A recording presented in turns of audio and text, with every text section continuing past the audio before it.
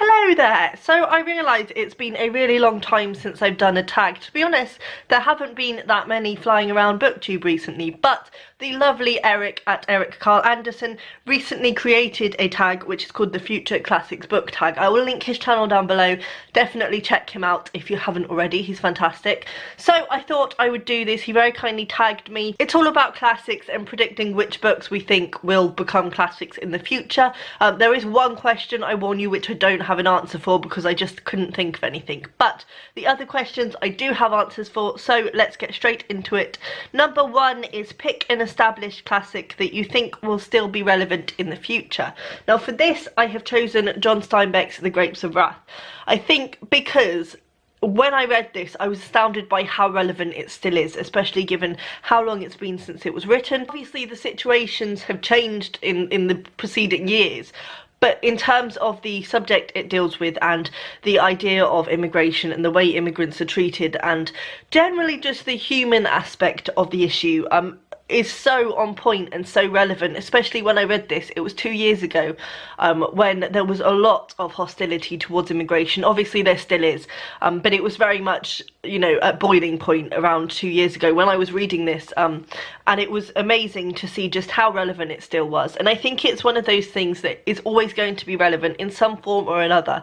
And also I think I could have picked any John Steinbeck book for this, really, because he deals with the human aspect of things. He deals with issues like inequality, loneliness, sadness, and just general humanity, which, you know, it's always going to be relevant because things change, life changes, but what does not change is how we process information, how we feel about things.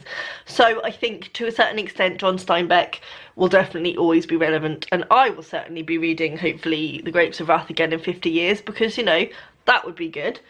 Number two is the one that I don't have an answer for, and the question is pick a recent book which you feel has gone under the radar but which you're confident will be a future classic. It seems I'm not that good at predicting future classics because I just couldn't think of anything. I think as well it's probably the case that I don't really read new books, especially not new books that are under the radar, which I probably should address, but I generally read older books. So for that reason I decided not to answer this question because I just couldn't think of anything that seemed relevant. Number three then is pick a title that won one of your favourite book prizes recently which you think will still be lauded in 50 times.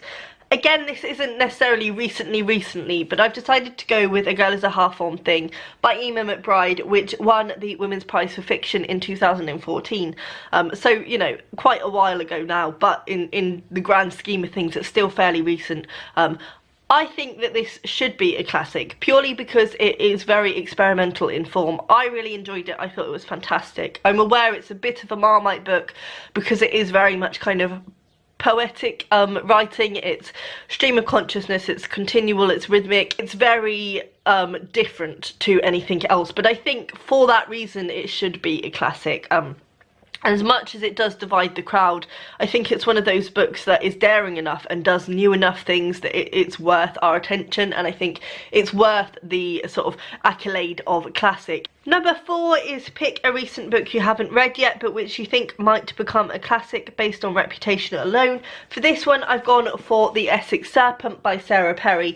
I haven't read this. I don't know how I'm going to feel about it when I do read it, but I think it's popular enough that it's probably going to become quite a classic. And I think as well, because it's historical fiction, it kind of already has that vibe of being a classic, which I think could possibly carry it because it's not going to become dated because it's already historical. So for that reason and the pure popularity and love for this book, I think it's going to become a classic.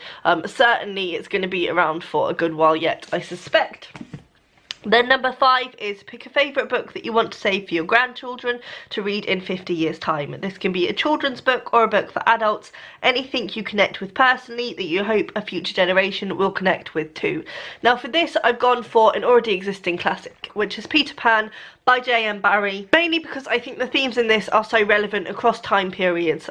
You know, it takes place in a world that isn't even this world. It takes place in Neverland, so it's not like the world's going to go outdated, and I just think the themes theme of the fear of growing older and this desire to hold on to your childhood. I think it's something that spans across generations. It's a book that I would like my kids to read. I would read to my kids. I think it's a story that will always be around in some form or another, and I think it's been a classic for long enough that we can safely say that it will probably be a classic still in 50 years, so I have gone for that one.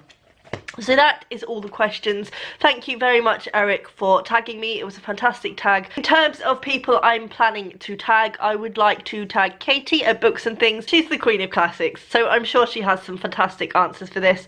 I would also like to tag Marissa over at Blatantly Bookish. I think she'd have some good ones. Again, she's quite a classics reader, so I think she would be good at this. And I don't really know who else to tag, so I'm just going to do what I usually do and open it up to people and say, just do the tag if you want to do the tag, and let me know that you've done it down below so I can check your video out, and I will see you next time. Bye!